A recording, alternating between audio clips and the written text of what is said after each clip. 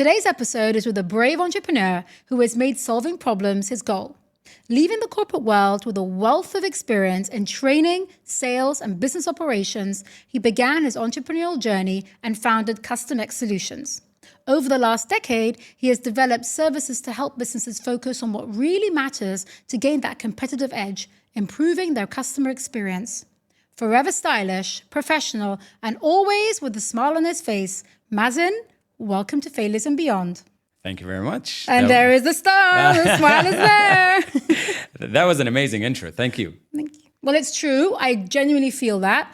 And I've seen you speak in public before and share what your experiences have been. That's why I think you're truly authentic in your storytelling, because I think you bring the passion straight out and you're very clear in what your vision is, and that just speaks volumes. So thank you for coming along here. I want to start with one of my favorite parts of understanding someone, your why. So if you can share, what was the reason why you started Customex? And if you can also go into what's the main problem that it's helping to solve? Okay, so for anyone that does not know what Customex is, let me give you a quick brief. Now, Customex is a short word for customer experience. And what we do is basically we are a consultancy firm that focuses on doing two things: evaluating employee performance and helping companies improve customer experience. Now, of course, the ultimate goal is then to increase customer retention, increase customer satisfaction, and increase revenue and sales. So to keep businesses running and, of course, have the competitive advantage, like you were saying. Now, why did we start Customex?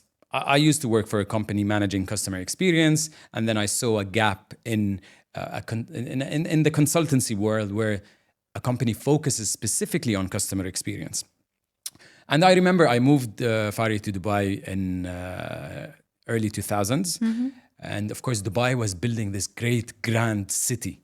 And companies here like the retail stores or hotels or banks or cafes and restaurants were not able to cope with the speed of the development that the Dubai leadership was actually working on.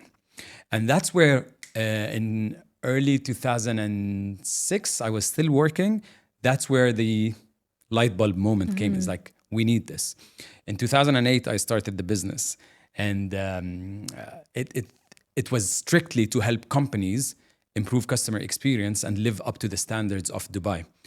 Of course, how we did it was we started with mystery shopping solutions, where we sent people to pretend like they're normal customers, but what they would be actually doing is really monitor the performance of staff and evaluate the entire journey and the customer experience. In return, we gave insights and data to clients and management who were able to make informed decisions and, of course, elevate their business and hopefully improve it. Okay, so you saw that there was something that needed to be done that was not available here. And then that's what you capitalized on. Because I remember back in the UK, I grew up in the UK, and mystery shoppers was a thing. There were companies that were paying regular average shoppers, people on the streets, to actually go and, like you said, evaluate the level of service and you know how much attention the sales team were giving to you if you were walking into retail. And then they would feed that back as information to the brand. And I was surprised, because when I came here, I realized that wasn't a thing. Yeah. And I remember that Dubai was always proud of the fact that customer service was important to them. True. And training was important, and making sure that everyone has a smile on their face when you walk in and all of this. But I have realized that over time, the companies who actually take care and really training their staff are the ones who you have good things to say about them. And if they make a mistake, they own up to it. They don't try to blame something or someone. And I think it's really integral to the success of a company or a brand if they actually pay attention to their staff training, so that they can actually create a better experience for the customer. Absolutely. So it's fascinating that you saw that gap and you said, this is what I need to spend my time and focus on, building a business that is able to cater to companies for them to excel. Absolutely. And it did not start from me or from Customex. It really started from the leadership and the government of the UAE, because you see they put a lot of emphasis into improving, like you said. Yeah. There are a lot of initiatives and programs in government entities, in banks, in the country and the city as a whole, where everyone needs to raise the bar. And this is where we thought, okay, this is our consultancy business. This is the gap. This is where we could help businesses. And like you said, in the UK and in Europe in general, in the States, mystery shopping and part-time jobs are common. However, in the Middle East, it is not. No. So we had to also educate a lot of people about mystery shopping and part-time jobs where you can do it in your free time. What are some of the values that you can get out of it? How would you enjoy it? How could you make money on the side? So we had to do a lot of education in the last 10 to 12 years almost. Amazing. Okay. So that's the reason why you started. And now I want to go into, let's touch a little bit upon the hardships. What would you say has been the most challenging part of your entrepreneurial journey so far? When we started, that was definitely the biggest challenge. And I don't want to say anything cliche where, like, every entrepreneur, when they start, there are the common challenges that we face, of course. But the biggest challenge is as a consultant, we are a consultancy business. We were not a tech business that came into a market and wanted to disrupt it or to revolutionize something. We are a consultancy business. We sell our services, our time. I started the business, I was pretty young. So I was 26, 27. And I went to companies, and some of the largest companies in the country here, specifically in Dubai, where we tried to sell our services. And the biggest struggle was, who are you? Why would we work with you? There are a lot of international players in the market, a lot of international consultants in the market. Who are your clients? How long have you been in the business? So my answer has always been, we just started the business. Yeah. Who are your clients, Mazin? We're still trying to win one. How long have you been doing what you've been doing? 0 months. Yeah. So that was the biggest struggle. And we took that and we owned it in a way where, how can we do things differently that we can have an edge over maybe international players who are doing amazing stuff? And we focused on our understanding of the market, on our understanding of the dynamics of the region that we are in, especially when you go into some complex cities or countries. For example, Saudi. If you want to work in consultancy in Saudi, you really need to understand the dynamics of the people there, Sure. of the culture, of how things work. And things like that, where we really capitalized on, and we managed then, of course, to overcome this challenge and win business. That's really interesting because it's something I've experienced, and I'm sure a lot of people, that when you're starting out, people are always asking you, so what's your portfolio? Can you send me your client base? And it's really hard to answer that question without looking like you've just started. So owning up to it, again, I agree with you. Be, authentic. Be honest. Be Yeah. honest and let people know, look, you will be one of my first clients.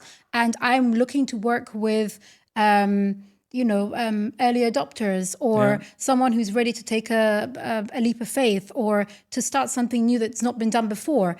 That aspect actually does resonate with a lot of people. And I know that even to this day, when I work with a lot of freelancers, because I tend to work with freelancers and business owners that are also interested on the same level to excel and grow their business. And I always ask them, especially if it's freelancers, have you done this before?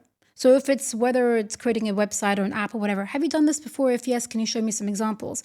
And I'm always asking that because to see how confident are they to say, actually, I haven't done this before, but I have done something similar here. Have a look at this. And that just shows their level of confidence in their own capability.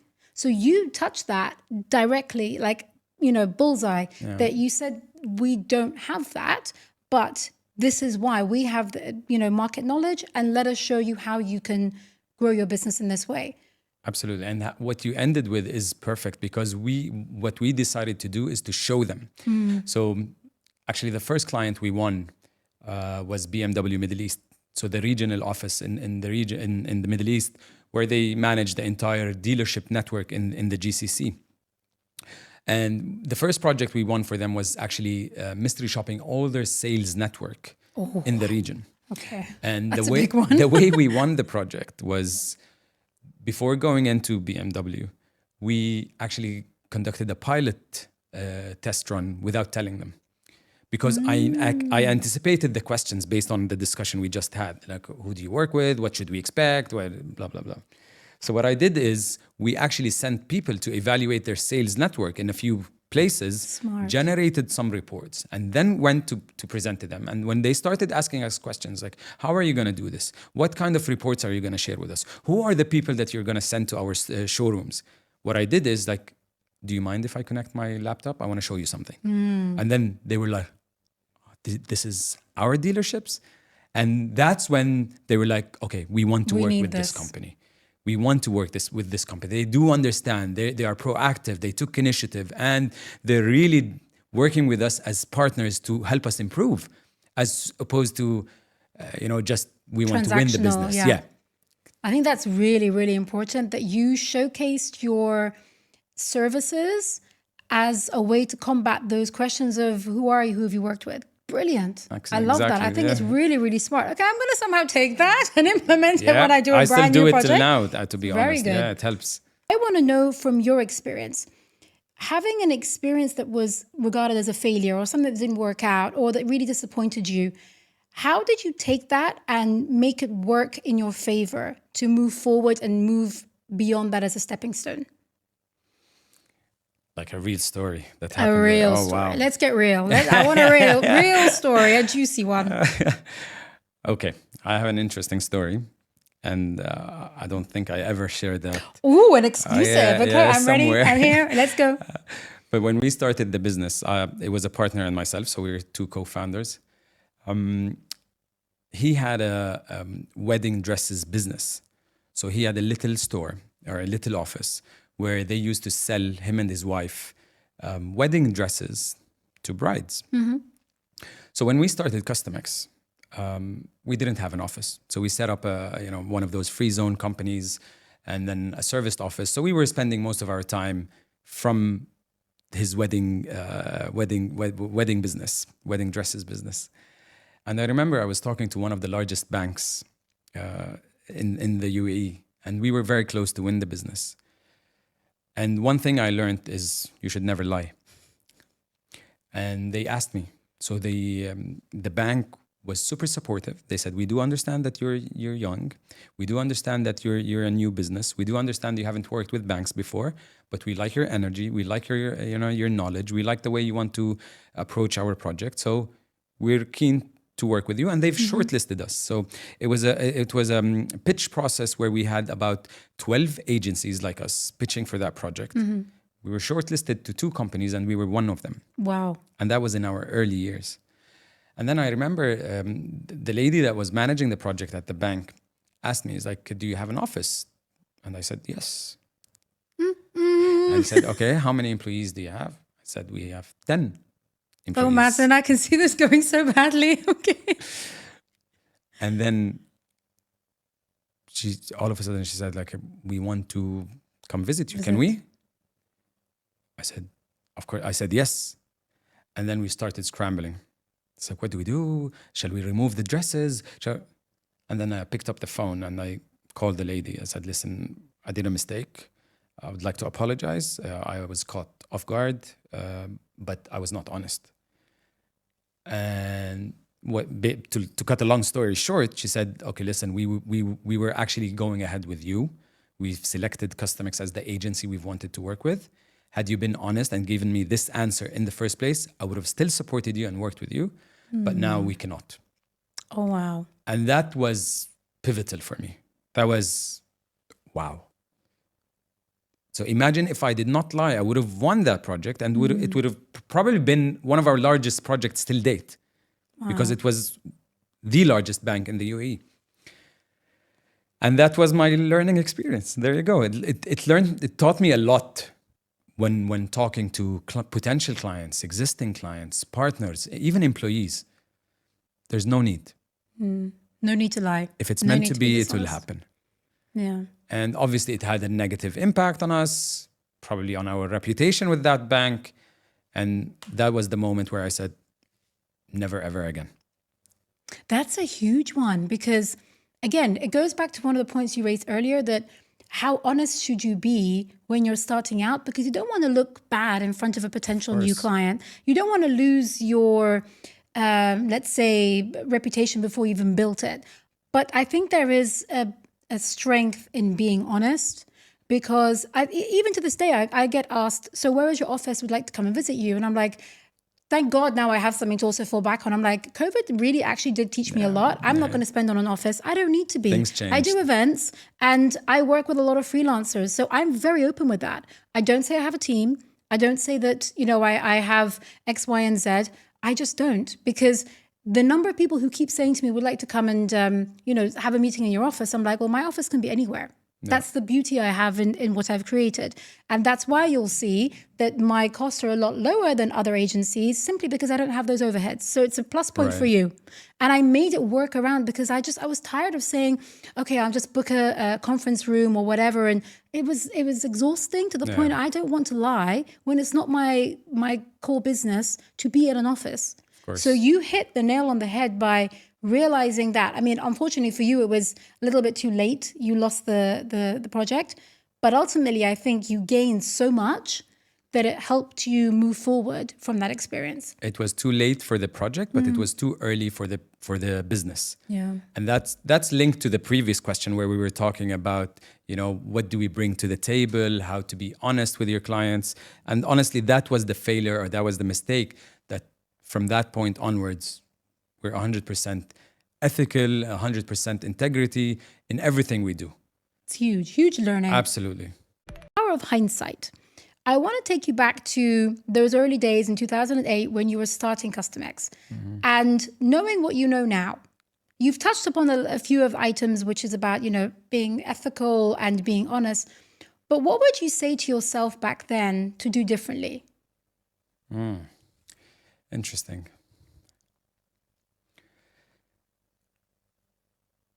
I like the fact that I'm determined.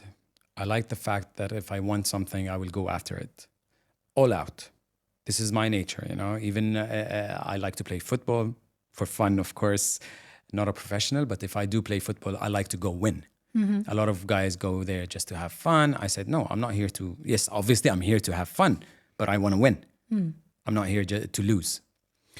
In business, this is an amazing strategy, that you are in it to win it. You're not in it to lose, right? No one is in a business putting money, time, and effort into potentially losing money, losing the business, or making it crumble. However, I would have taken it a little bit less, a little bit easier, if I can say, if that's the word. I was a bit too hard on myself. Even my life, my personal life, like a lot of friends that I've lost because, I've had no time for them. And you keep on hearing that. It's like an entrepreneur will never have time, and they need to work hard, and they need to work double the effort, put the double the efforts. Probably true. But you can have the right balance. And if I go back in time, I would have probably done things a little bit differently, not too hard on myself. Still enjoyed my 20s. I believe I lost a lot of my years in my 20s where, it was just work. While it could have been work, and a bit of fun. Now that I have a family, I appreciate and understand that way more. I do have an amazing work-life balance. Obviously, now when I'm in a better situation, it's easier said than done than when starting up. So if anyone is starting up, they might not agree with it now, but they will realize it later on. And yes, maybe when you're starting, you need to put more effort, which is fair. But I think I was too hard on myself. Let's put it that way.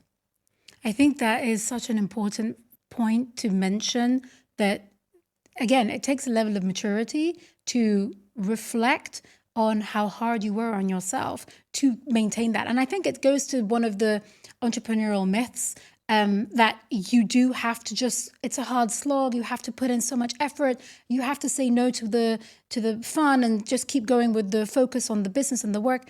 But I really think that needs to be peeled back a little bit. And we need to realize that that's exactly the recipe for disaster, in that you don't look after yourself. True. And you will reach that burnout phase a lot faster if you don't create that level of equality and balance and harmony between the effort and energy you put into your professional career, but also on your personal development. So how much time do you actually spend on having those conversations with yourself to say, am I okay today? Do I have enough energy today? What do I need to do to be the best that I can be today on a daily basis? Absolutely. And just maintain that so you don't reach that level of mental exhaustion, because you need to have that motivation.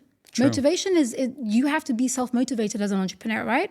Absolutely. And listen, and that's why mental well-being is super important today. So important. And there's a lot of companies, a lot of coaches and consultants that are doing amazing work. And I love watching their videos because they keep on reminding us on what's essential, right? But then you have the other flip where you see people on social media or selling those courses where they talk about what I call fake motivation. And that's something I'm not fond of. And people need to be careful because a lot of people look up to certain motivational gurus that keep on saying, you need to wake up at 5 a.m., you need to sleep only 5 hours, you need to work for 15 hours every day. Great. I'm not saying I'm against that. I'm saying do it if you're happy with it. Don't do it because someone is telling you to do it. And this is where I think a lot of people get to mental, burnout and stress and stuff like that. So it's super important. And I'm lucky to have made it. But I could have been on the other flip as well, on the other side of the coin where I didn't make it. And then I've wasted a lot of my years for, something that did not work out. This is a very big point for a lot of people, just purely on the basis of knowing yourself, knowing your own strengths and capabilities, and understanding how you make that work for you. Like you said, you took that stubborn element within yourself, that characteristic, and you made it work for you. If we can do that on all levels, it can just really help us excel and progress and grow, not only professionally, but personally. And I remember doing certain events, this is pre-COVID, and I always used to put an element of personal development in whatever I did for startups or entrepreneurs or anything on a professional level. I always used to include a personal development element because I think it's very important that we're so programmed to work on your business, make sure that you're focused, you have a business plan, but you don't have a personal plan. You forget, you need to look after yourself in as far as check in with yourself. So true. Have a workout routine, whatever that might be. And at least make sure you remember to eat.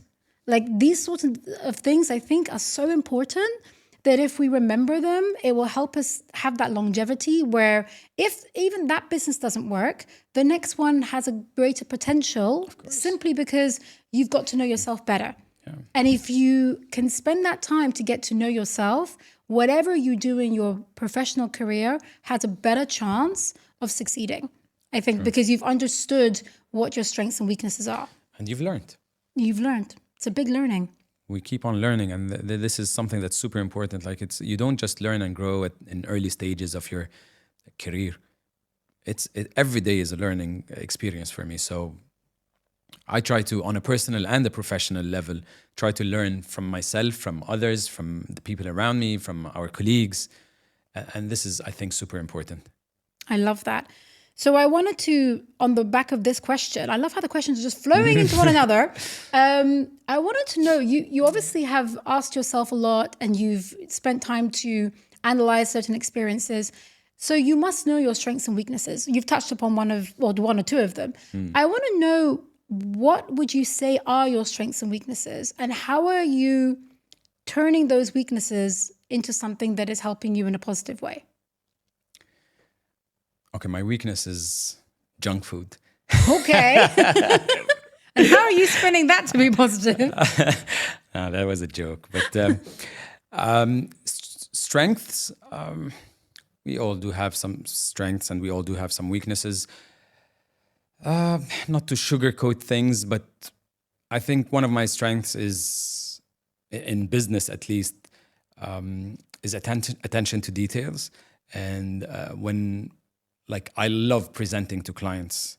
And I think that's one of my strengths where we are able to win business. Of course, we have an amazing team that does a lot of work, but myself and most of them always agree that Mazin, you need to do the presentation. You need to go and lead that meeting, because that's something that I've learned over the years. And if anyone is in the sales business or in the consultancy business, one of the most important traits that you need to have in you is to feel very comfortable in standing up, presenting, and hitting the nail every single time when you're talking about why do you want them to work with you. It's not about you. Yeah. It's not just about you. It's about what can you bring to the table? What is it? What's in it for them? What's the return on investment to the client? And that's, I think, one of my strengths, where I stand up, I connect with clients, and I show them how we can add value. I think adding value is such an important understanding, that if any business owner can realize where they can add value, and that should be your pitch. Because ultimately, what you're providing as a service could ultimately come down to what is your price point. But if you're adding value that your competitor isn't, where is that value that you're adding? True. Where is that passion? Where is that drive? You've got to highlight that. And I think if people understand what the value add you bring to the table, that's the only decision that they need to make. True. And in most projects that we pitch for, Fari, there are 10 or 12 companies involved. And imagine you being the project manager, looking at all these 12 agencies, and you want to select one. Yeah. And all of them come up and say, oh, we are the best. We are there's something in Dubai where everyone say, we are the leading agency in Dubai. I am the leading real Everyone's estate the leading, agent. yeah. Who made you leader? Who made you the It's leader? in their head. Right? And that's something I quickly learned. Like when I stand in front of clients, it's not about me. Yes, you can, towards the end of your presentation, talk a little bit about your credentials, which is very important. Mm-hmm. But now the way I start my presentations is, it's not about me. It's not about Customex. We are here to tell you what we can help you with, how we can solve a problem for you guys. And this is where the first thing that happens is like, okay, we want to listen to this guy. And then we deep dive into the project or whatever we're talking about. While you were saying that, I remembered the scene from Jerry Maguire. Remember when Tom Cruise said, help me, help you? Ultimately, that's what it is. What we're doing is highlighting to the potential client how we can help them. And that's all it is. It doesn't come down to anything other than that. It's so basic. I know we sometimes overcomplicate it, but how simple. Just understand what is the value you can bring and highlight that. Yeah, I do remember there was once in our early days, I was presenting to a potential client and I was talking about Customex. And the guy is sitting down, he's like, I read your website. Please tell us more now about the project. And he shut me down like that. And when I walked out, I was like, okay, that was an amazing learning experience. Never, ever again that I do start talk about who Customex. you are and what you, It's not about me. I love that. Okay, that's very interesting. And funnily enough, there's a lot of people, I think, when you go into a meeting, they don't do any research. So this client or potential client who actually did do their research, that I can see how that would catch you off guard. But if it's helping you get better at presenting what it is you do, I'm all for it. Yeah, absolutely. Awesome. Okay, what I wanted to know a little bit more about is...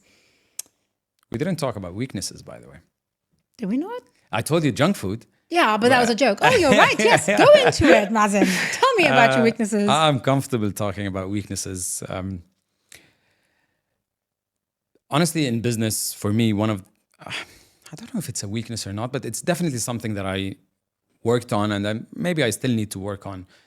But as an entrepreneur, I do expect a lot from our colleagues, our employees, and I don't know, I'm programmed in a way, Fari, where I expect people to do things, the same way I think about it, or the way I'm going to get involved myself in, or the level of effort that I'm going to put in. It is a weakness. And I just quickly realized in my 12 years hiring people and working with people is that not all 5 fingers are the same. Yeah. Not everyone thinks the same way. Not everyone has the same level of enthusiasm, and I need to deal with it. And it is something, to be honest, that I struggle with. And I know it is a weakness. It's something that I need to work on. Even if you look at my siblings, we're very different. All right. So how do you expect that your employees to be the same same. or to put in the same level of effort.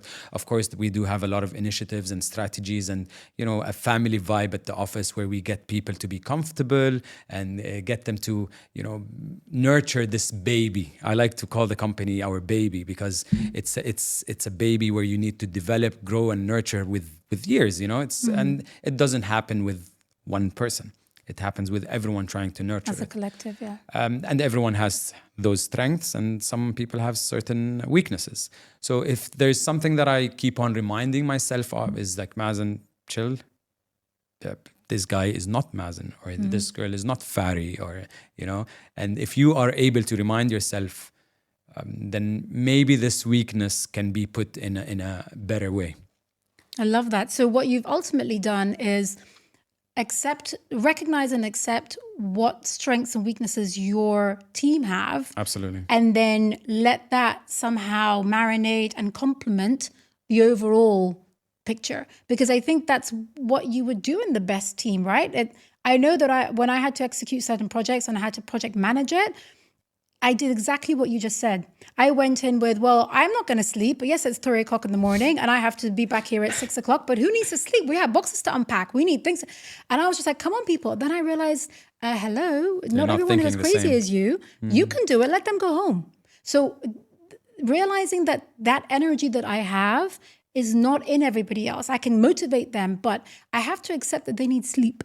And it's your business. Yeah, it's my business and I have to execute. But at the end of the day is accepting people for who they are and seeing how that can work together as a collective. True. Allowing that project to be successful, but without killing everybody and creating this monster attitude where they have to do what you say. It just, it doesn't help a team at all. And I think, that dream team concept comes once you realize what the strengths and weaknesses of your colleagues and your team players are, and then letting that show itself and capitalize on that. Complement each other. Yeah, let it complement the whole project rather than, making everyone into what you think they should be. Ultimately, that's getting to know who you're working with. And then the project just becomes more of an easy process rather than a hard slog. Absolutely. Love that. Okay. So what's the best advice that you've been given? What's the best advice? Oh, wow. Interesting one. Let me think about that. I mean, it doesn't even have to be from a professional point of view. It could just be maybe your outlook in life or how to approach things. Whatever you would say is this is something that's kept you going once you've had those dark moments. Not necessarily a dark moment, but I remember my ex-manager. I was young, super energetic, always on the go, talking a lot. And my manager was like, Mazin, I love your ideas. I love your energy. But you have 2 ears, 1 mouth. Listen twice as much as you talk. That's such a good one. And I was like, okay, what does this mean? Should I shut up? Yeah. So yeah, that's something that I took with me.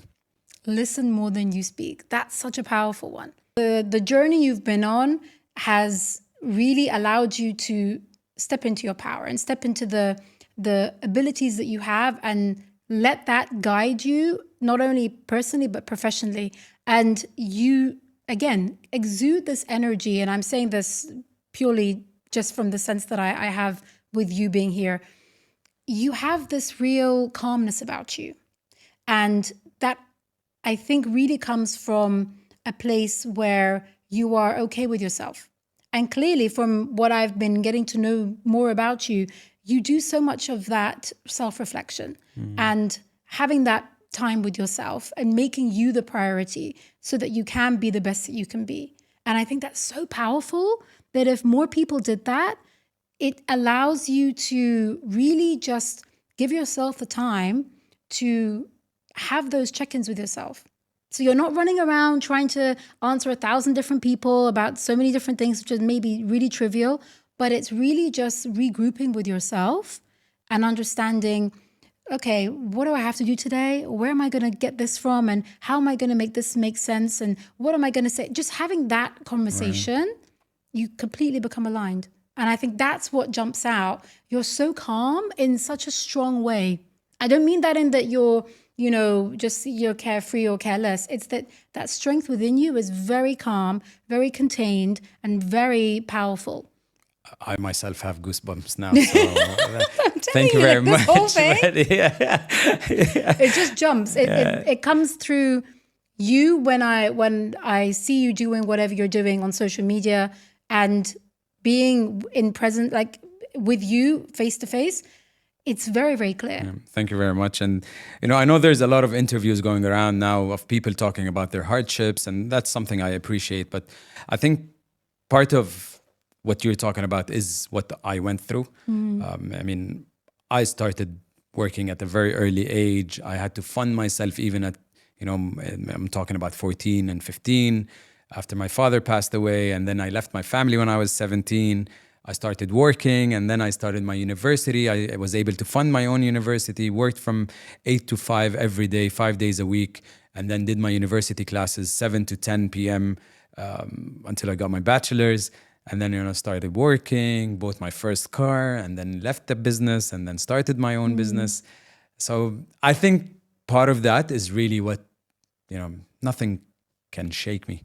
Like a lot of times I go through a lot of challenges, some problems at the office, and I'm always like, okay, the first question I ask myself is like, how can we overcome this, and how can we avoid it next time?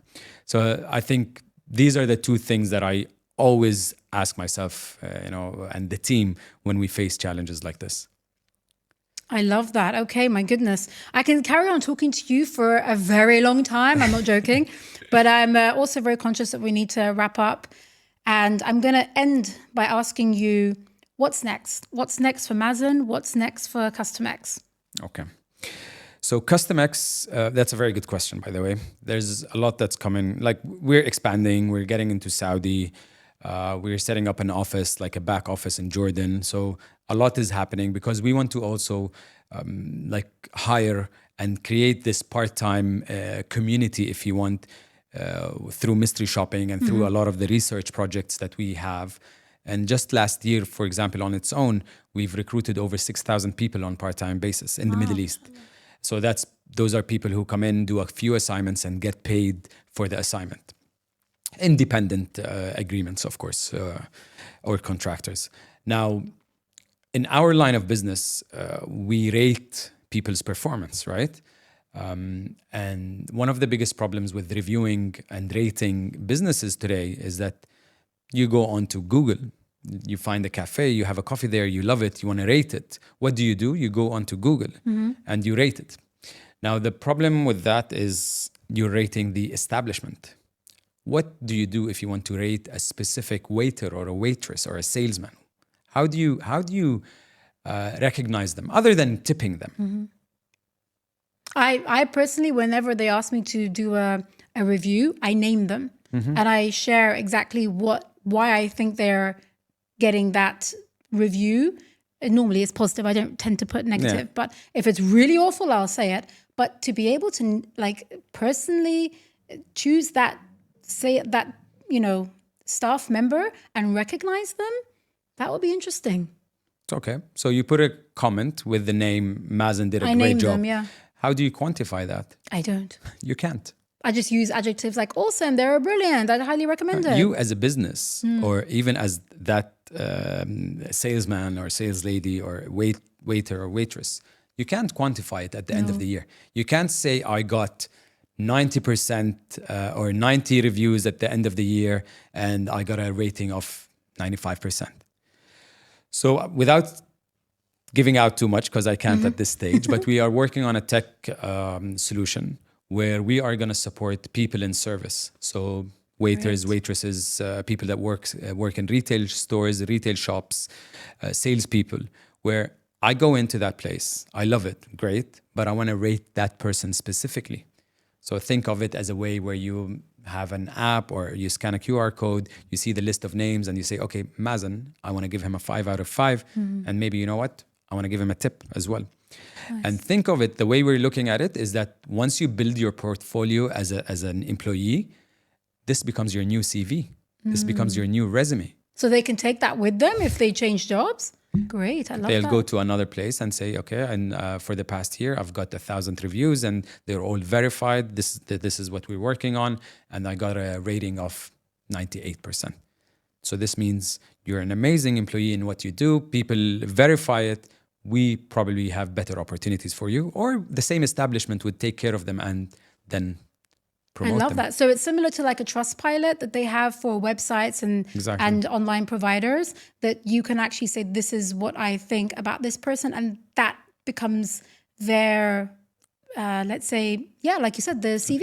CV. So you can recognize them, quantify them, and appreciate them, and they take that with them. I love that. And it helps them. So that's the gap we're seeing. With having LinkedIn or a CV, especially if you're in the service industry. If you say you worked 5 years for that cafe as a waitress, does it mean you're good? No, of course not. Does it mean you're bad? No. Yeah, you have the experience, but as a new employer, how do they know? Maybe I want the creme de la creme of waitresses or salespeople in this industry, in this city. I'll go find them and then I'll hire them.